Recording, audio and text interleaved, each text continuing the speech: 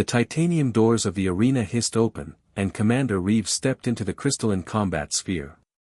Around her, the colony's elite fighters stood with their weapons gleaming, plasma blades humming with violet energy, molecular whips coiled like serpents, graviton hammers that bent light itself around their massive heads.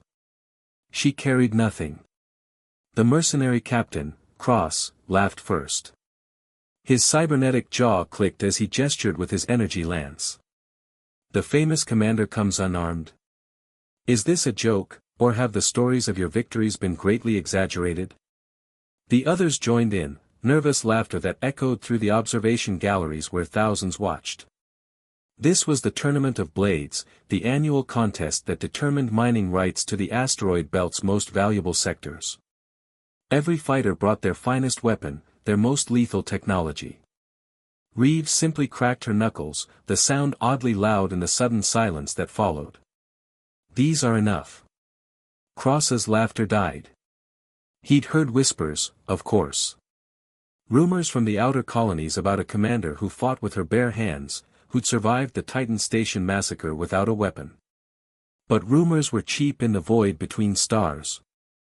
The Arbiter's voice boomed through the sphere, combatants ready.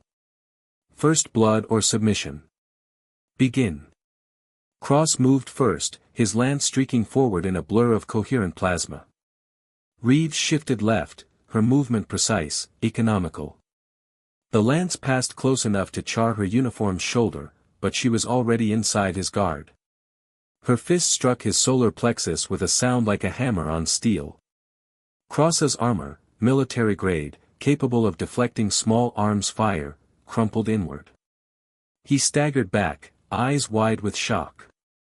She'd hit him with kinetic force multipliers embedded beneath her skin, technology the military had classified beyond top secret. Nano-actuators in her bones, microservos in her joints, each punch delivered with the force of a small vehicle impact. The other fighters attacked as one. Reeves moved like water through their assault. A graviton hammer swung toward her head, she ducked, caught the wielder's wrist, and twisted. Bones snapped, even enhanced bones, and the weapon clattered away. Her elbow strike sent him into the arena wall hard enough to crack the reinforced polymer. A molecular whip lashed toward her spine. She caught it mid-strike, the weapon designed to slice through steel wrapping around her forearm. Instead of cutting, it sparked and fizzled against the dermal mesh beneath her skin. She yanked, pulling the wielder off balance, and her knee met his helmet with enough force to crack the visor. The plasma blades came next, two fighters working in coordination, their attacks flowing like a deadly dance. Reeves didn't try to block. She moved between their strikes, reading their neural patterns through the electromagnetic signatures their enhanced reflexes produced. Her augmented nervous system processed combat data faster than their weapons could swing. She caught one fighter's blade arm, her grip denting the reinforced bracer. Her other hand struck his chest, once, twice, 3 times in rapid succession. Each impact released a precisely calculated shockwave through his armor, disrupting the power distribution of his suit. He collapsed, systems offline. The last fighter stood frozen, plasma blade wavering. Submission, he whispered. Reeves stood in the center of the arena, unmarked except for the scorched shoulder of her uniform.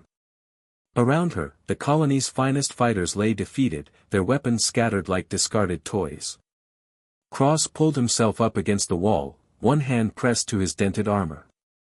What are you?